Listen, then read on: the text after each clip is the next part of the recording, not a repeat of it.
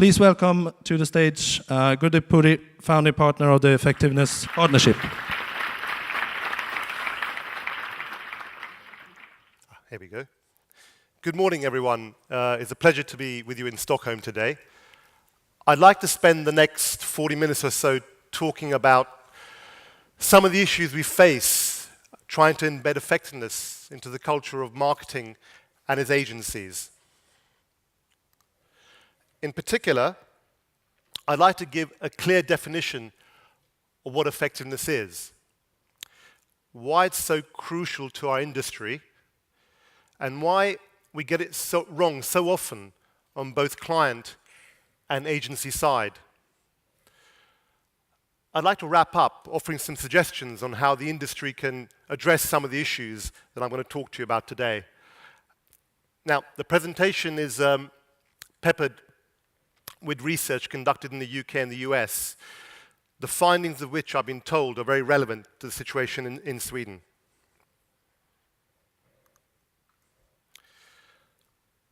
Now, there's many definitions of what effectiveness, marketing and communications effectiveness is. And in my experience, we rarely ever get it right. And most of the time, we choose a route to a definition that doesn't really help our cause. Let's remind ourselves of the marketing process. What is perceived to be effectiveness is normally bolted on to the back end of this process. It is a question we ask when the marketing plan has been executed and the campaign has already run. Thus, we often make the mistake of confusing effectiveness with evaluation. So, making an attempt at an ROI during FE awards time, or having some metrics on a brand must mean we're fulfilling our obligations to effectiveness, or running a pre-test. I recently met a very senior strategist in London who told me that strategy and effectiveness are two totally separate things. In fact, what he said was that strategy is something far more sexier that takes place way before effectiveness is supposed to happen. So you see, effectiveness is most often relegated to the work one does after the plan has been executed. The flaw with this approach is that we risk measuring the wrong things that are not related to our current marketing and communication strategy. Also, it's a retrospective approach, analyzing what's happened in the past instead of what's going to drive business growth in the future.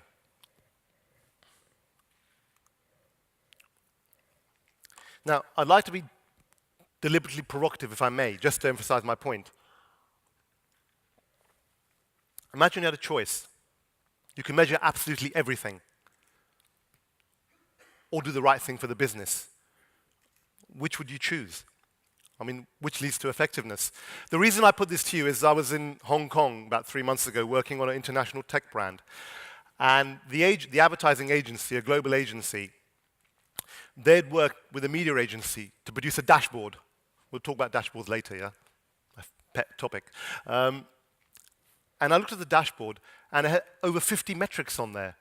So you sort of go, first of all, wow, great. Do you know, not a single one of those metrics had anything to do with the communication strategy. So what's the point of the dashboard then? I'm going to show you later on what we do is a communications model, how to articulate your strategy. But the point I'm making is, it's not about having tons of metrics. I mean, if you work on Unilever or Procter, there'll be loads of metrics, but it's having the right metrics in the brand. Let's just deal with a few misconceptions about effectiveness. These are results from a survey conducted in the UK amongst marketers and advertisers. What is effectiveness? Effectiveness is measurement. It's something you do for an award paper. It's the aftermath of a campaign. most common is once-a-year fuss that takes place rather than ongoing business practice. Most common amongst all these things, these are all back-end focused at the back end of the strategic process again. Let's clearly define what effectiveness is. I mean, we believe effectiveness is about creating marketing communications that maximize the commercial value for an organization. It's about knowing what success looks like, and crucially, how do you achieve it? And when I talk about value, I do mean Swedish krona, euros, sterling, dollars, in the short term and in the future. I mean, those of you who are advertising agency people here, I ask you, do you know how many bottles of Coke you sold last year? How many cars you sold last year through your creativity? Because that's how you're going to help marketing departments present themselves in the right way to corporate strategy.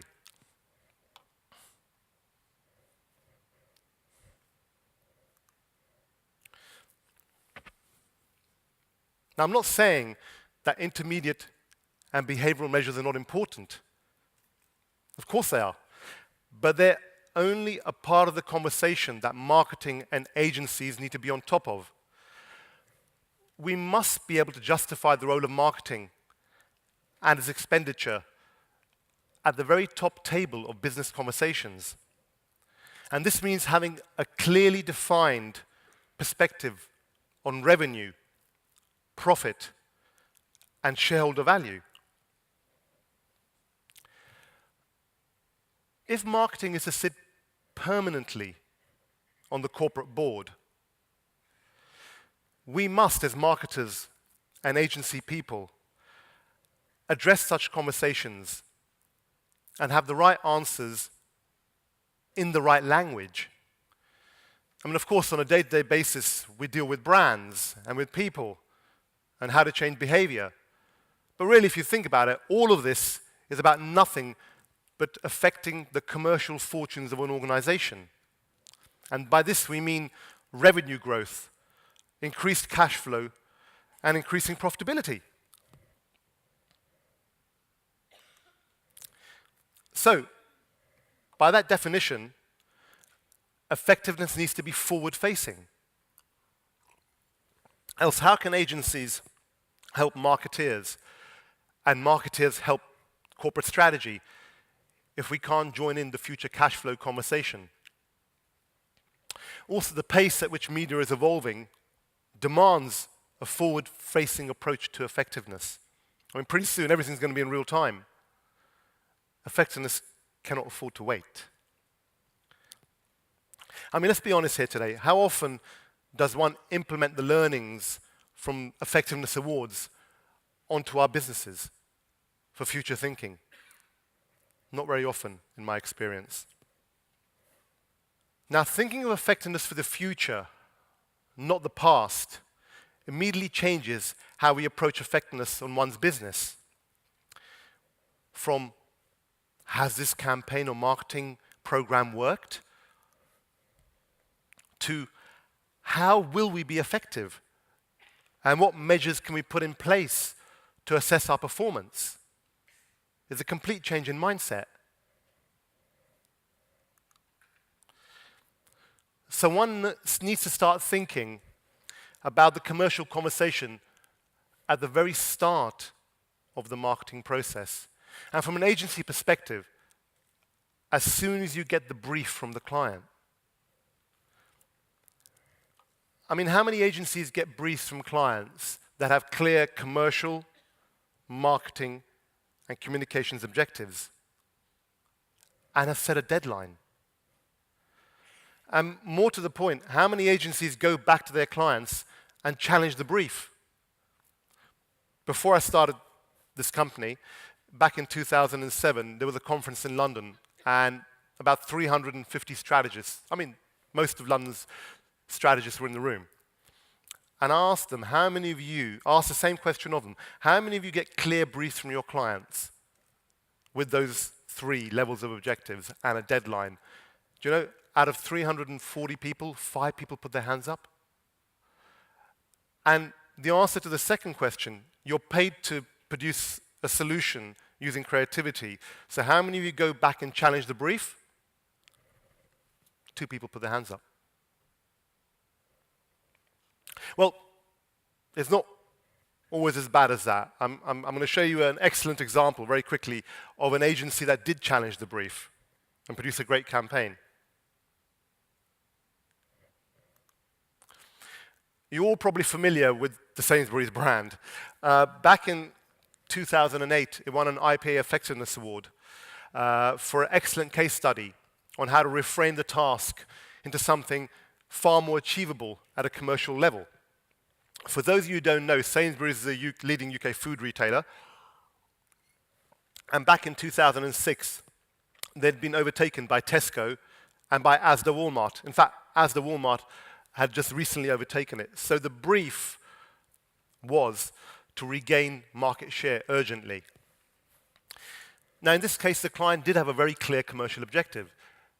Marketing had to help deliver an extra £2.5 billion in revenue within 3 years. I mean, Sainsbury's initial instinct was to attract shoppers who shopped at competitive stores.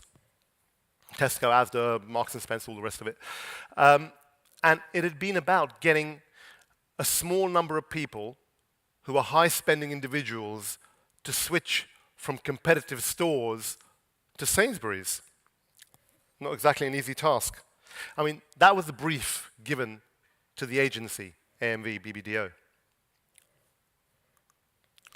Now, instead of going with that brief as it stood, the agency decided to investigate it. And what's really interesting about their approach is they went right back to the very basic numbers that most agencies don't do, not even in London, and totally reframed the client's marketing strategy. Instead, the agency proposed a much more attainable strategy to get existing customers to spend just a little bit more. So rather than a big change in behavior amongst a small number of customers who are already very entrenched, the brief changed to bring about a small change in behavior amongst a much bigger pool of existing customers.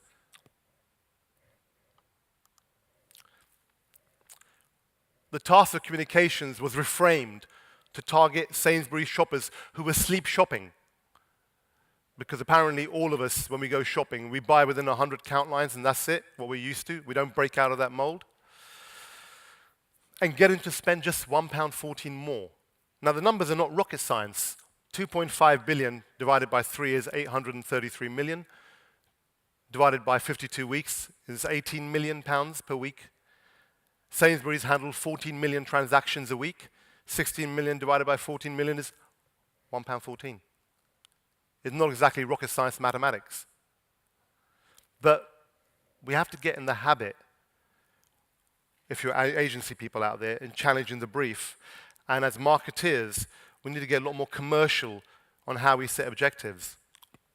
We'll talk more about the reasons why that doesn't happen that often later on.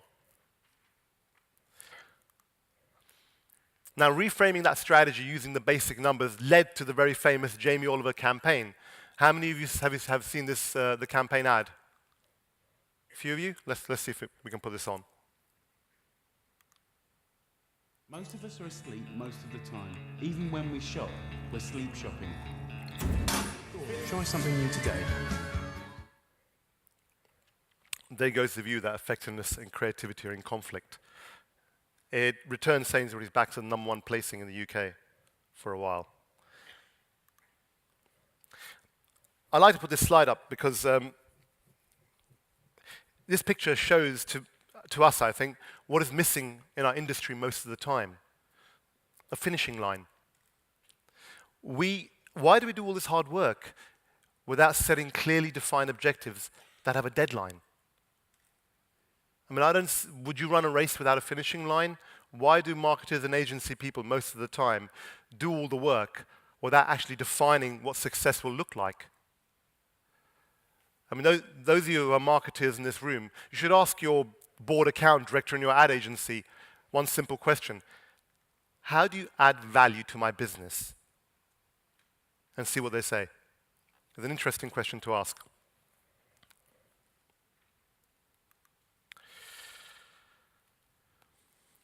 Okay, so we're hopefully clear about a definition for effectiveness about commercial numbers, yeah?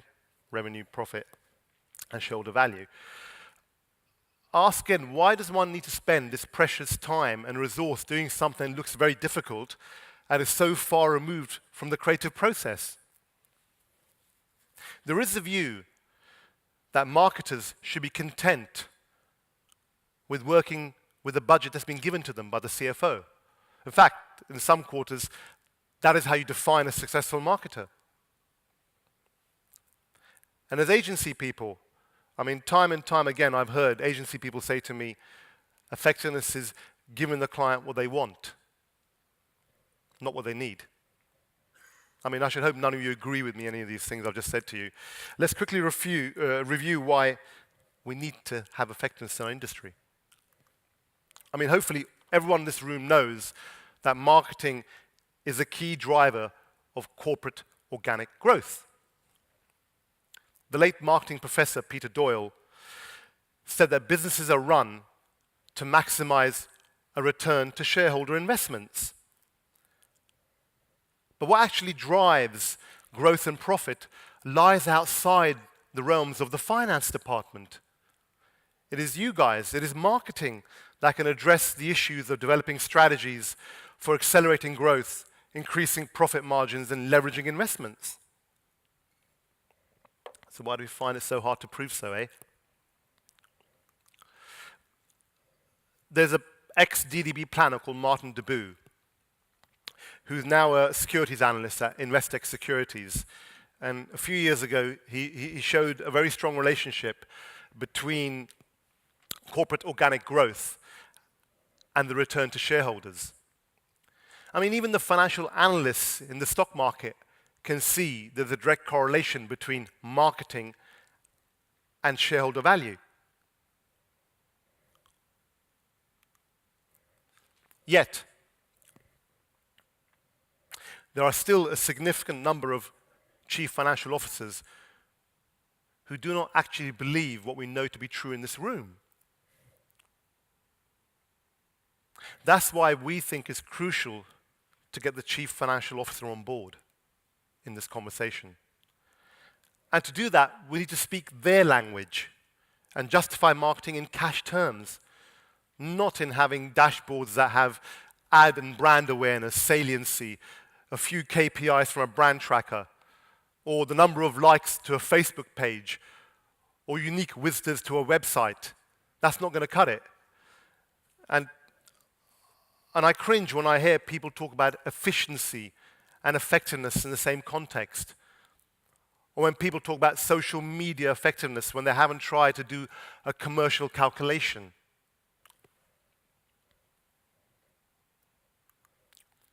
Another reason to take effectiveness seriously is that, as you all know, sitting there as clients, client pressure has been building since the start of the recession. This is an article in 2009, in the peak of the recession, in the FT from John Capper, who's a well-known financial journalist, saying that the Coca-Cola company would only consider paying above costs if its agencies could demonstrate commercial success. I mean, I find this trend continuing in the UK. And especially, I've just been to Asia. Asia is completely down that track. I mean, they miss out the point of creativity in some cases. It is about what is the ROI from this marketing campaign. And that defines the success.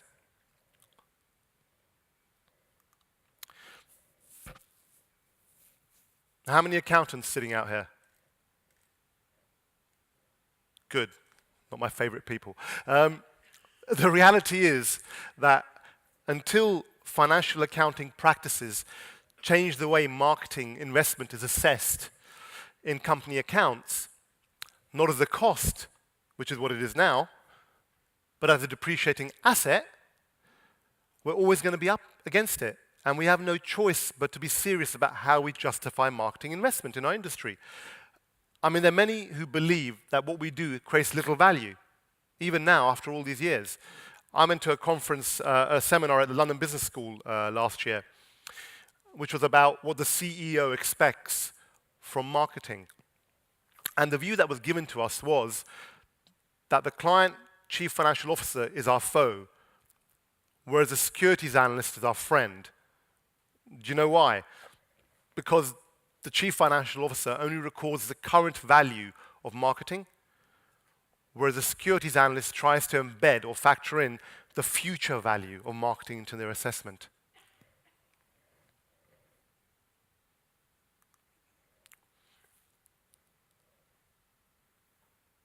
So the grim reality is that we may have a good idea of when the work works, but until we can demonstrate so at a financial level that the CFO can understand and respect, marketing will always be considered a peripheral entity and not core to organizational structure.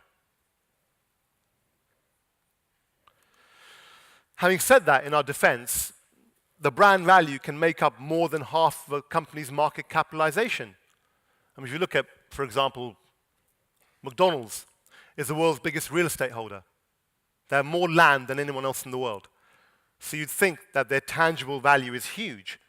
The actual fact is that the intangible value almost makes up half of their market capitalization. That's what you guys do. You build brands. So when a company's stock market value is almost 50% brand, I think our job becomes to demonstrate the value of marketing as an alternative investment case for the CFO and shareholders.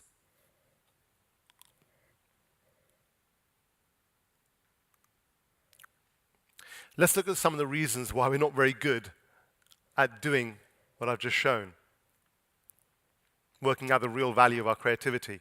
I mean, I find it very hard, still even now after all these years, to work out why we can't do this. Hollywood can work out down to a cent the value of their creativity.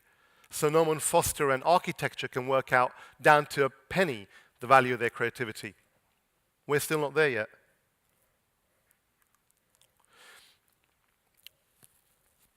Firstly, the problem needs addressing at the highest level within the corporate organization. This survey was conducted by Deloitte Touche and the Chartered Institute of Marketing in 2010.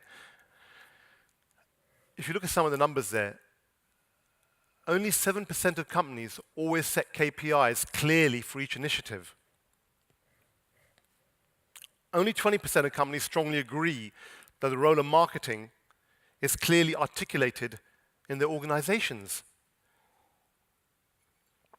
And I mean, worryingly, nearly 2/3 of organizations do not clearly translate business strategy into marketing objectives. I mean, the results speak volumes about the state of effectiveness within marketing in the UK and globally.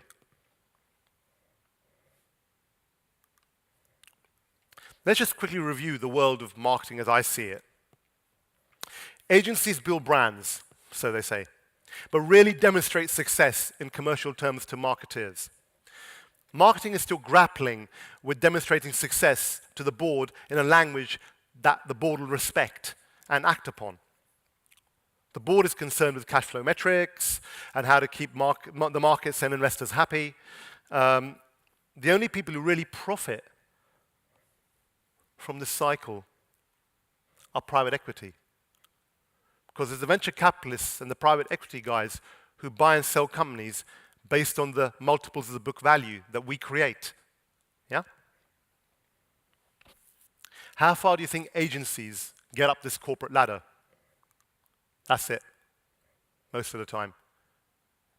If the board, account director, an ad agency, or the CEO has a relationship with the CMO, that's it, job done.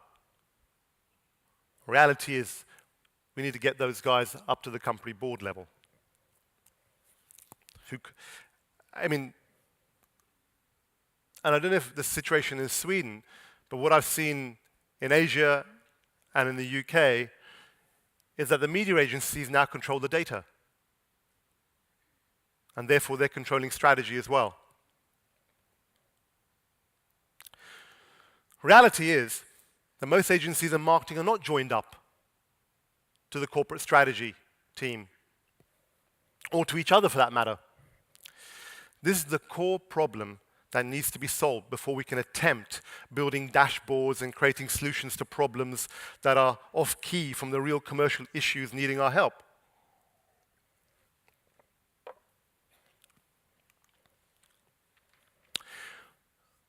The results of this breakdown in the relationship is revealed in research I've just shown you by the chart in Student Marketing.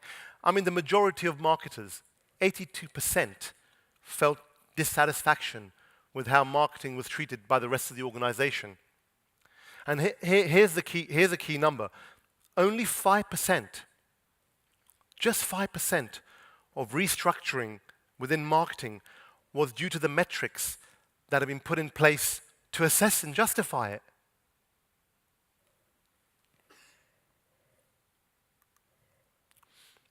One of the key reasons for this breakdown is that the people who sit at the top table at the corporate board level do not have much experience in marketing. I mean, only 14% of UK blue chip companies have a marketing director on the board. If one adds in the short-term tenure of marketing directors on the brand, and you can see what kind of problem the industry is up against. And what about the agencies? Agencies who are paid to supply a solution, a creative solution to a problem, they don't tend to ask the right questions in the first place. It is only by conducting a thorough investigation of the brief before one shoots off to create communication strategy that one can be assured to at least starting off in the right direction. Unfortunately, this has become much harder since the fragmentation of strategy within our industry. There used to be a single strategist 20 years ago working in DDB or Leo Burnett somewhere who was tasked with solving the problem and creating a solution. Now agencies have created different names for the same thing. And what's an engagement planner? God help me. You know, do any of these guys apart from the media guy, do any of these guys use any different technique in their theory for strategy? No, they don't. Strategy is strategy. It hasn't changed in 50 years. Churchill started off with a 5-point thing, and we still use the same thing. But to make money out of clients, we've got to have different names for different people. The problem is, they sit within separate P&Ls in different companies and are charged with attempting to create a solution to a client problem. But the flaw is, they don't talk to each other, and they don't work together.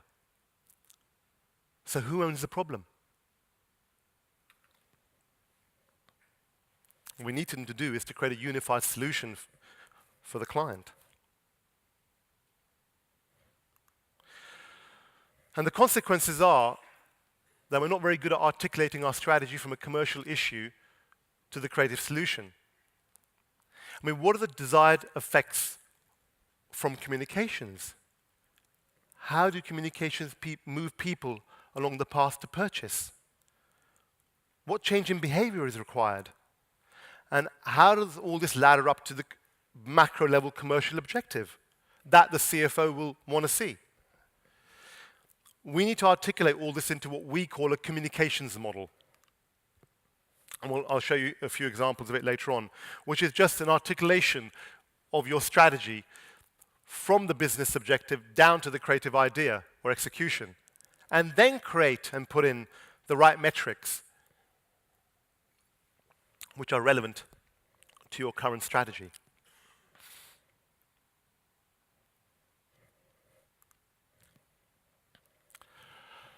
The fragmentation of media has created another hurdle for us. We tend to work in isolation, yet in a world of media fragmentation, how are we choosing channels? And how do we expect them to work? And in how many different ways? I mean, we work with digital agencies in London, for example, and the digital people, God bless them, are like the DM people 30 years ago. We know how it works because we can work it out, as a linear path. But it's not linear, it's multivariate. You have 6 different media going on. So how do they impact on each other? We need to get on top of measuring multi-channel campaigns because there's no more univariate campaign. And the media fragmentation has led to lots more data, which is great, finally. I mean, I'm a data geek, so I'm really happy with tons of data. But is this a good thing? Well, it is if one knows what data to choose to help measure the right metrics, to help justify campaign expenditure. But if we're lost in a mire of data, we end up being submerged in data overload. And this only leads to more confusion, or at worst, measuring the wrong stuff.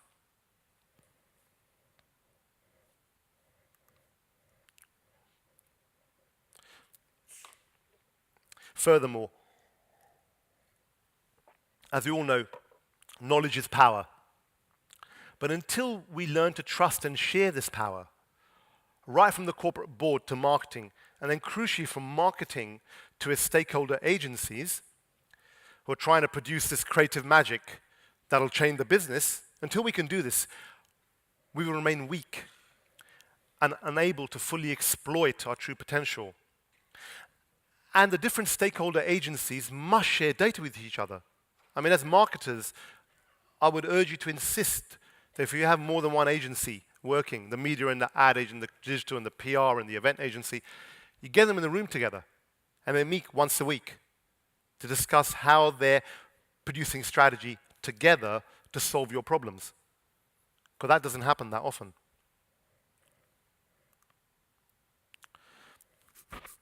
There we go, there's our solution to everything, dashboards. The media agency will love to sell one to you, the ad agency can't produce one, and so on. They're the new mantra. If one has a dashboard, it means everything is okay, we're effective. Well, clearly not. For the reasons I've just outlined, a dashboard without a joined up effort by all stakeholders will not take into account the metrics that are relevant to the current strategy. I mean, I see so many dashboards which are called effectiveness dashboards that are efficiency dashboards created by the media agency. I see very few effectiveness ones where people are working together.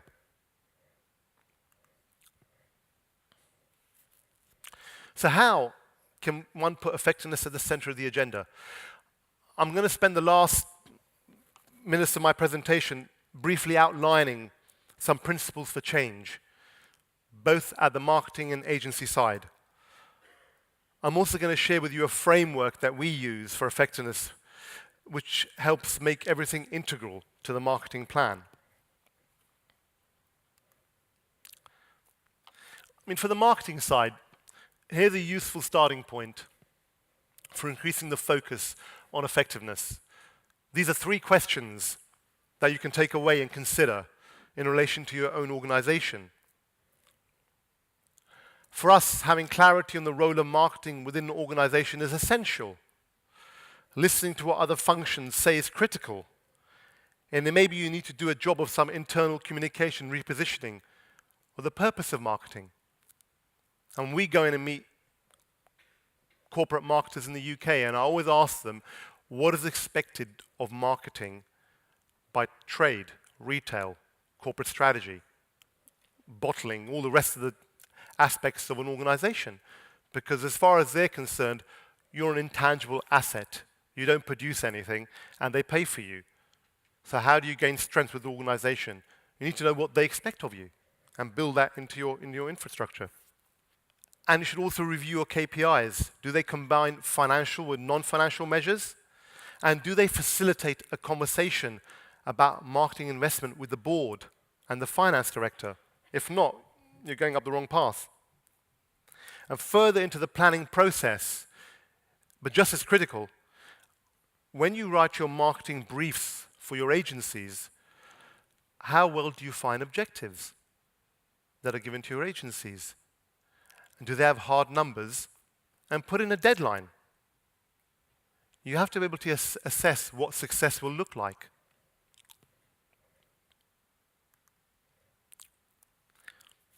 And we require real alignment between marketing and finance and corporate strategy at the board level. we would suggest an attempt at an internal alignment between marketing and procurement and finance, with all of the other facets of business involved in the conversation. I'm not saying it's easy. Procurement are not the easiest people to deal with. But this conversation has to be had. And what I found in the UK, on behalf of the industry, I've dealt with the procurement bodies, is that they're very willing to have a conversation about the value of marketing. The reality is, they just haven't been told or educated about it most of the time. So as far as they're concerned, marketing expenditure, it has the same value as buying 1 million bottles of water for the company. It's up to us to explain to them the real value of what we do in future terms.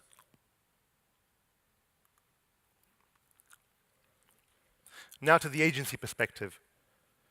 I mean, of course, this is a creative industry.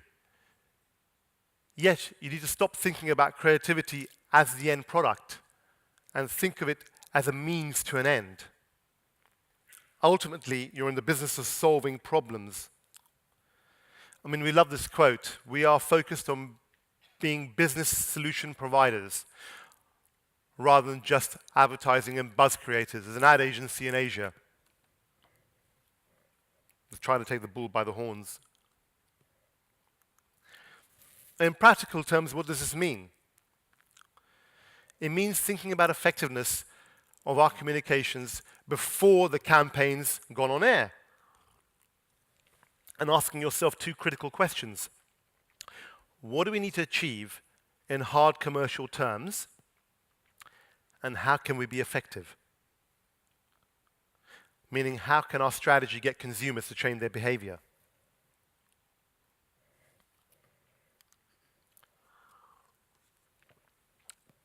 And agencies need to take a step back from the communications brief and really think about the underlying business issue they're trying to solve.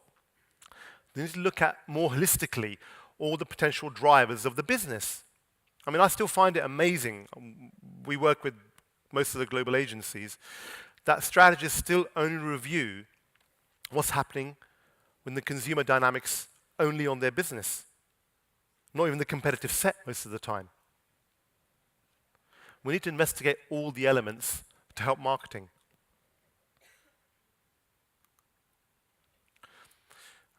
And one needs to set marketing and campaign objectives that are commercially focused and achievable. The bigger point is, how do we know what success looks like if we don't plan for it?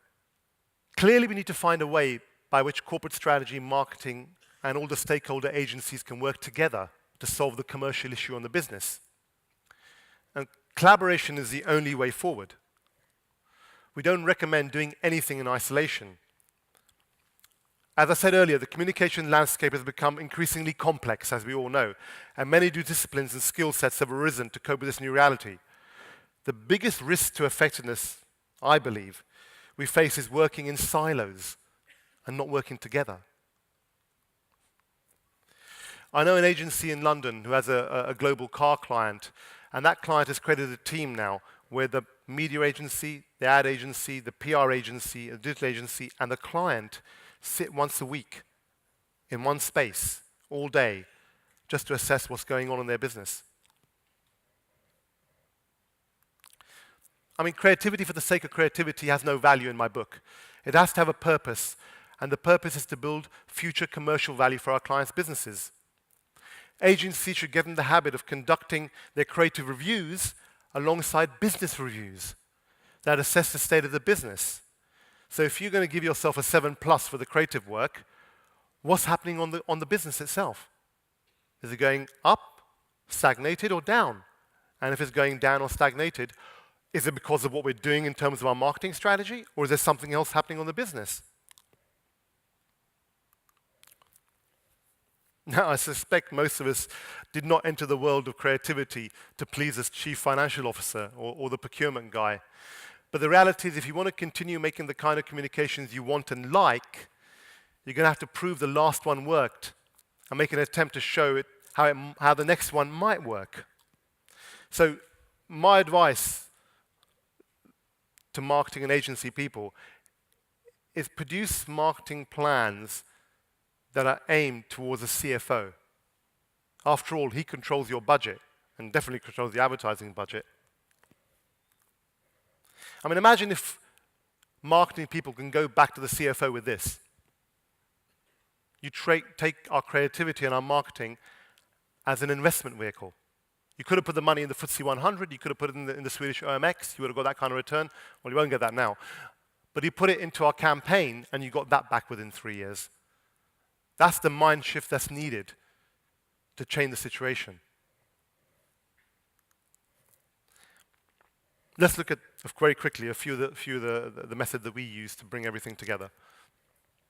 We base our framework on attempting to align marketing and corporate strategy by helping marketing answer the following questions. How does the board define the role for marketing? What are the clearly defined objectives for marketing? And what plans are in place to achieve them? And once you answer these questions, then you can create a metric set which will deliver against the right targets. That'll hopefully assess and justify marketing and campaign expenditure. This is the framework that we use. It starts off by trying to understand the business problem at the client and then the agency side. Then set clear objectives. And then critically think through how communications is intended to work before the campaign goes live. And setting up a comms model by which you can assess what's happening on your business. Once you have that communications model built, then you can measure the right things and then eventually evaluate ROI by using econometrics or tests or extrapolation techniques. A key part of that framework is knowing how to articulate your strategy.